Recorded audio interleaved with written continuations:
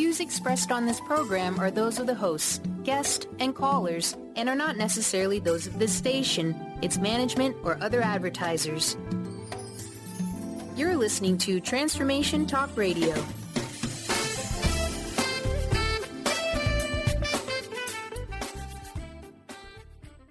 Welcome to Cultural Brilliance Radio, the DNA of organizational excellence with Claudette Rowley. Conversations that are transforming the world of culture and business. Claudette brings fresh, innovative perspectives that push the boundaries of what organizational cultures can and should be. Learn how to catalyze your organization's workforce into an authentic, intentional, and financially successful culture. Now here's your host, Claudette Rowley. Wow, it is so amazing. I'm actually Dr. Pat. Claudette Rowley is joining me here today. I got to tell you, we are firing it up here. I get to have these incredible chats with Claudette about cultural brilliance. And on Cultural Brilliance Radio, which this is, I am so honored to be featuring the work that she does in the world and her commitment to organizational excellence. For those of you that have not heard the show or have heard the show, you know that what Claudette is about reminding all of us that there are people in organizations that can shine. They can illuminate the way for amazing results. Claudette is the CEO of an incredible company, 20 years plus experience and organizational development. She's created a 5-step cultural brilliance methodology and works one-on-one with executive leaders, individuals, teams, and brings the best out of people. Why? Because the model she's created, the idea of cultural brilliance, taps in to the authentic nature of each and every one of us. Whether you're a small business or a large corporation, whether you're somebody that's trying to figure out how to get your organization to work better or looking for innovative, extraordinary results, Claudette knows how to bring her area of expertise and the team forward to help you. Today, one of my favorite topics, Claudette, cultures of innovation. I mean, this is really the key. Welcome. This is great to have you here. Cultures of innovation. That just the sound of that rings of success, doesn't it? It does, Pat. And thanks for having me. I'm happy to be here. It does ring of success. It's just fun. It's fun to think about innovation, isn't it? Yeah. And, you and I have heard so often in organizations, if you're not going to innovate, you're just not going to be in the game. It's not going to happen. And I remember talking with someone not too long ago who was trying to keep up. And I think when you're struggling to keep up, perhaps you haven't really looked at the culture in the organization. Maybe you're trying to do it from either a technology point of view. So tell us a little bit about, the idea of this idea of innovation being that thing of continual change. Absolutely. So innovation is about continual change. So it's really a metamorphosis. And when we look at organizations that innovate continuously, and we have, of course, our great examples of Apple and Google and companies that we're all familiar with. And then there's so many others that we've never heard of that are innovative. We see that they are consistently changing, whether it's the products they're putting out, their own internal culture, but they have this level of creativity and this level of risk-taking that really works for them and allows them to continue to transform over and over again. And the rest of us benefit most of the time. Yeah. Yeah. I mean, isn't this really looking at innovation as not just something that we do once a year, twice a year, but kind of looking at it as something that gets embedded in the organization, that becomes part of the culture, yet the way we approach culture sometimes completely leaves it out. But the way that you talk about brilliant cultures, it's embedded as part of the conversation right at the get-go. Yeah, it definitely is. One of the things that I've noticed about innovative cultures is that they tend to make a commitment to continuous learning, which a lot of us are familiar with. The thing we don't talk about as much, though, is in truly innovative cultures, the people in the organization, the culture itself tends to be fairly self-aware. So you're not seeing a culture that might be asleep at the wheel, a culture that doesn't understand itself, a culture that actually hurts people hurts the people who work for it on a regular basis by not treating them well or being disrespectful to them. So the other thing I notice in those cultures too is they're less something that's less embedded within their culture is assumption and bias about themselves or their industries. So they really tend to have a much better sense, have their finger on the pulse of what makes them successful as an organization and what would have them actually become much less successful.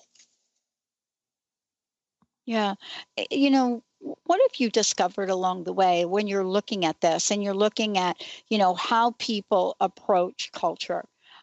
It seems like it's so natural to say, wait a minute, innovative cultures, of course, innovative cultures. But yet at the same time, we're not really clear about what allows this innovation to emerge, as you just mentioned, but also we're not even really clear what an innovative culture is, right?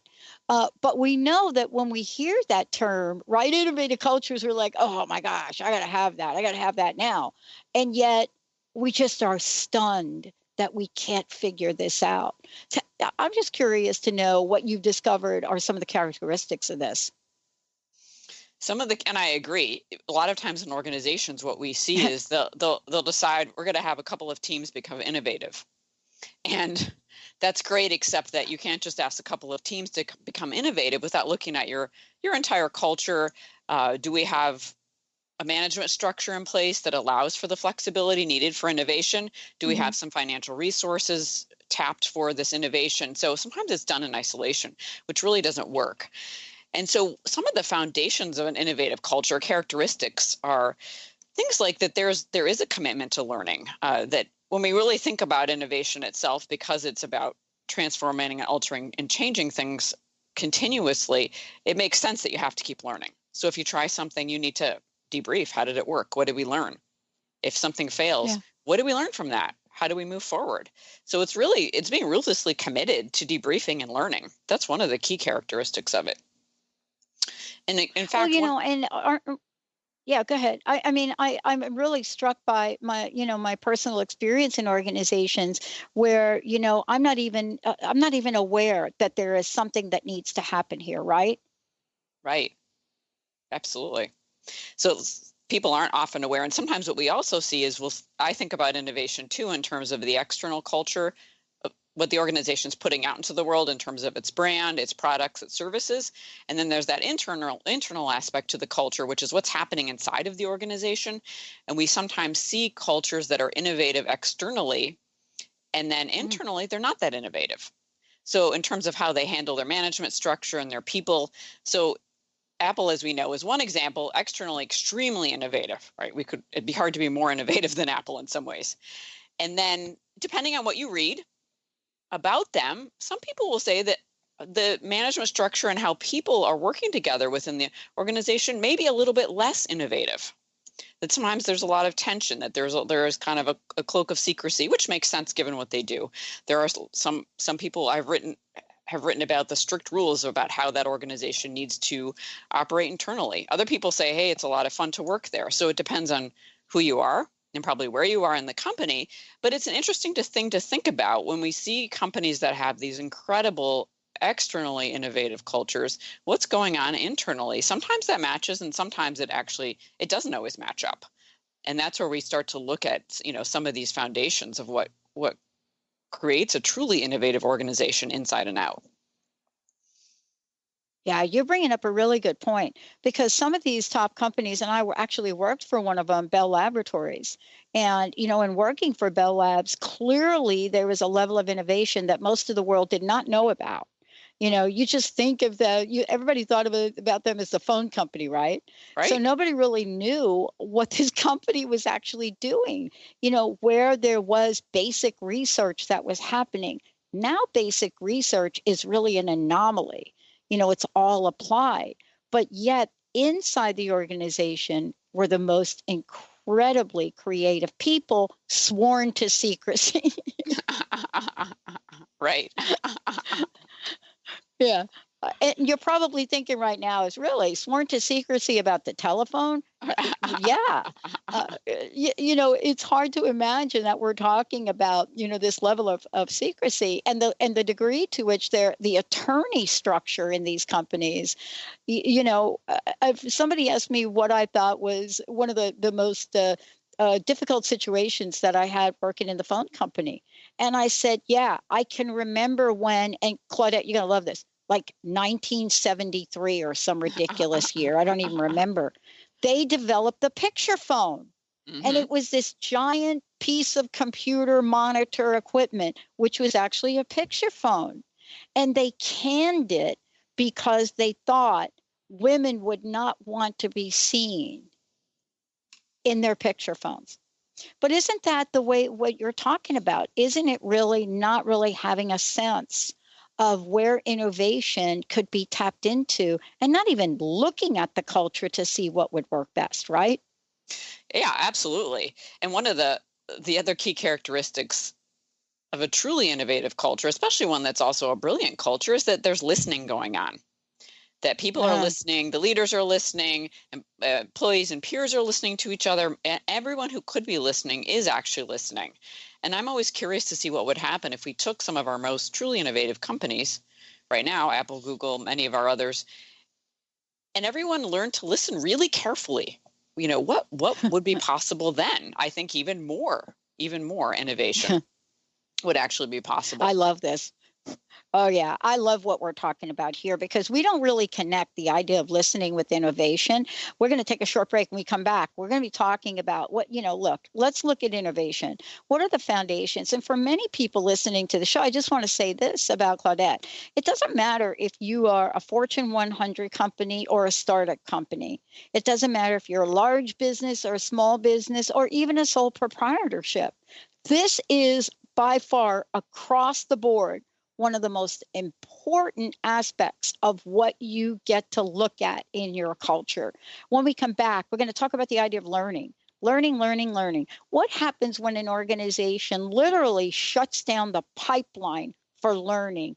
And why is learning and risk-taking, why do these two go hand in hand? That's why we got Claudette Rowley joining us here today. When we come back, we'll tell you how you can find out more about her and about cultural brilliance. Stay tuned. We'll be right back.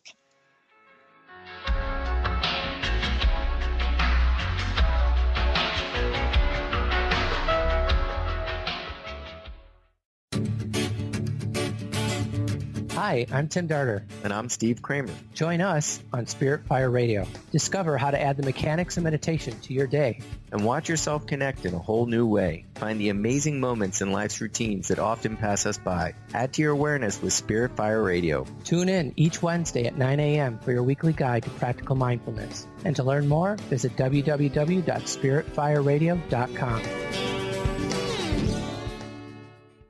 What is a brilliant culture? And how do we create them? Why are they important? Claudette Rowley has created a breakthrough 5-step process to help you design a culture that is authentic, innovative, and successful. Learn how to create change with Cultural Brilliance Radio, the DNA of organizational excellence, and Claudette Rowley. To learn more or work with Claudette, visit ClaudetteRowley.com. There are so many resources out there for meditation. But did you know that Atana's Heart Earth Healing Meditation is available for you for free? Yes, that's right. You can receive this free healing meditation today from Atana Badili. All you need to do is visit his website, atanamethod.com. That's ATAANA method.com and sign up. You will receive your free meditation instantly. That's atanamethod.com.